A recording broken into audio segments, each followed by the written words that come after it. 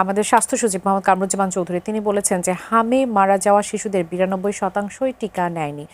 একইভাবে আমাদের স্বাস্থ্য প্রতিমন্ত্রী তিনি বলেছেন যে 2024 সালে টিকাদান ক্যাম্পেইন সময় মতো উদ্যোগ না নিয়ে এবং নীতিগত গাফিলতির কারণেই এই ঘটনা আসলে হয়েছে এবং যতক্ষণ এটা প্রতিরোধ করা যায় এবং টিকাদানই এর একমাত্র সমাধান। অর্থাৎ নিশ্চিতভাবেই বুঝে যাচ্ছে যে টিকাদান একটা অত্যন্ত গুরুত্বপূর্ণ বিষয়।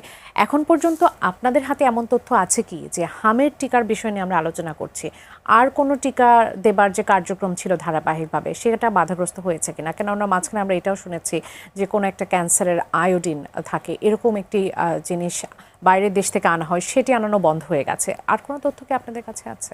অ্যাকচুয়ালি আমরা যেসব তথ্য পাচ্ছি এগুলো হচ্ছে tip of the iceberg.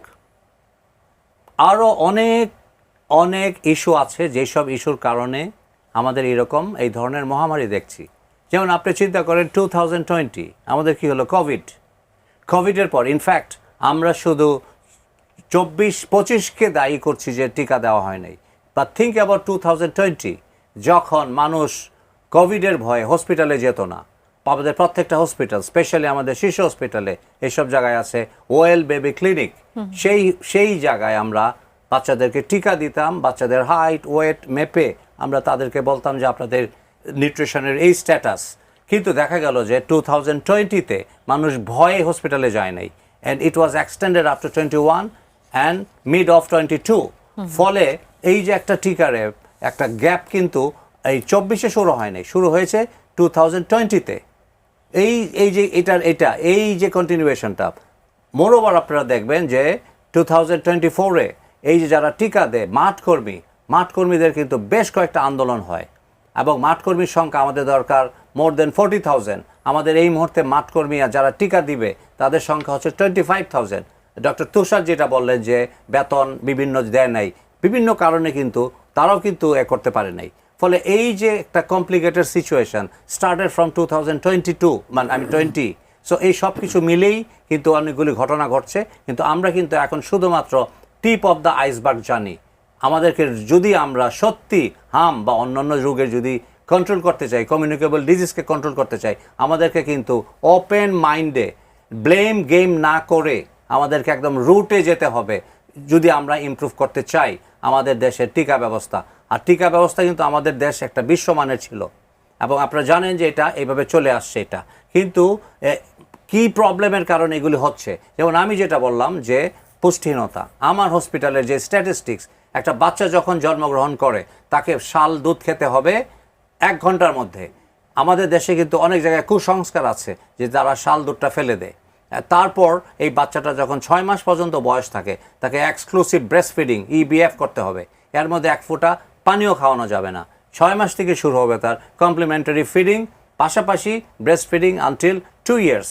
So দেখা যাচ্ছে যে আমাদের এখন রিসেন্টলি আপনি দেখবেন মহিলারা কিন্তু বেশ কর্মমুখী। ফলে ওই মহিলারা কিন্তু 6 মান্থ শুধু পাচ্ছে আপনার কি বলে ম্যাটারনিটি লিভ। এই 6 মান্থের মধ্যে তারা যেটা করছে সেটা হচ্ছে যে ডেলিভারির 1-2 মাস আগে প্লাস ডেলিভারি 3-4 মাস পর। ফলে যেটা হচ্ছে কি তাদের এই ব্রেস্ট ফিডিংয়ের একটু ডিসরাপশন হয়েছে। আমরা আমাদের রিসার্চে দেখলাম ওইখানে যে আমাদের মোর দেন 60% তারা ব্রেস্ট ফিডিং পায় নাই ওই শিশুগুলি। সো আমাদের এখানে যে আমরা যে একটা তথাকথিত দেখাচ্ছি যে আমরা নিউট্রিশনে অনেক এগিয়ে গিয়েছি, প্র্যাকটিক্যালি কিন্তু তা বলে না। কারণ আমার হসপিটালে আমি দেখছি আমার আইসিইউ আছে, আমাদের মিজলস আইসিইউ শুধু বাংলাদেশ না, সাউথ এশিয়াতে the one and only ICU যেটা অ্যাবসলিউটলি মিজলসের জন্য আমরা করেছি। কারণ আপনি জাস্ট চিন্তা করেন যে একটা মিজলসের বাচ্চা যদি তার আইসিইউ লাগে, কোনো আইসিইউ তাকে নিবে না, কারণ সে অন্যান্য রোগীকে ইনফেক্ট করতে পারে। তো ওই মিজলসের আইসিইউতে আমাদের 14টা বেড আছে।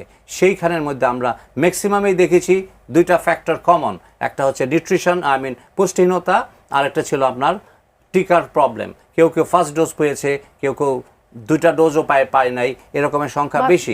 মাত্র 14টি বেড, তার মানে কত পরিমাণে আসলে রোগীকে ফিরিয়ে দিতে হচ্ছে। আজকে আমাদের মিজলসের রোগী আছে 96 পেশেন্টস, তার মধ্যে 14 জন আছে আপনাদের আইসিইউতে। আমরা কাদেরকে নিচ্ছি? একটা মিজলসের আমার ছোটবেলায় মিজেলস হয়েছে, আমার বাসায় আমরা 5 ভাই বোন, আমাদের প্রত্যেকের মিজেলস হয়েছে, আমরা মিজেলস তো টেরই পাই নাই। এখন কেন ভয়াবহতাটা আকার করলো? আমাদের সময় ছোটবেলায় আমরা দেখেছি যে ঘরে ঘরে মিজেলস হতো এবং মিজেলসটা নিয়ে মানুষ কিন্তু এত এরকম আতঙ্কিত হতো না। এখন কেন হচ্ছে? এখন এই জন্যই হচ্ছে যে দেখা যাচ্ছে যে আমরা হসপিটালেও দেখেছি এই মিজেলসের সঙ্গে কো-ইনফেকশন। যেমন আমার শিশু হসপিটালে আমরা কয়েকটা ভাইরাস পেয়েছি। যেমন এটাকে আমরা যখন দেখলাম পেশেন্ট ডিল করার সময় যে পেশেন্টটা সাডেনলি তার অক্সিজেন লেভেল কমে যাচ্ছে কেন, তখন আমরা দেখলাম যে তাদের একটা রেসপিরেটরি প্যানেল নামে একটা টেস্ট আছে। ওই টেস্টটা করে আমরা কিছু ভাইরাস দেখলাম। আমরা দেখলাম যে এই মিজেলসের রোগীর মধ্যে ওই ভাইরাসগুলি, যেগুলি একটা নর্মাল ইমিউন কম্পিটেন্ট পার্সনের উপরে কোনো কাজ করে না, কিন্তু যখনই ইমিউন কম্প্রোমাইজড হয়, একটা মিজেলস হলে পরে একটা বাচ্চার শরীরের ইমিউনিটি এমনি কিন্তু কমে যায়। তার শরীরে দেখা যাচ্ছে যে ওই দ্বিতীয় আরেকটা ভাইরাস বা থার্ড আরেকটা ভাইরাস যখন ঢুকছে, তার সিচুয়েশন বা লাংসের ক্যাপাসিটিটা এত কমে যাচ্ছে যে তার অক্সিজেন ডিমান্ডটা ফুলফিল করে না। সো আমরা যেটাকে বলি হোয়াইট লাং, তো এরকম আমরা দেখছি। সো আমাদেরকে আসলে ওপেন মাইন্ডে ব্লেম গেম পরিহার করে টিপ অফ দ্য আইসবার্গটাকে না দেখে তলানি পর্যন্ত যেতে হবে।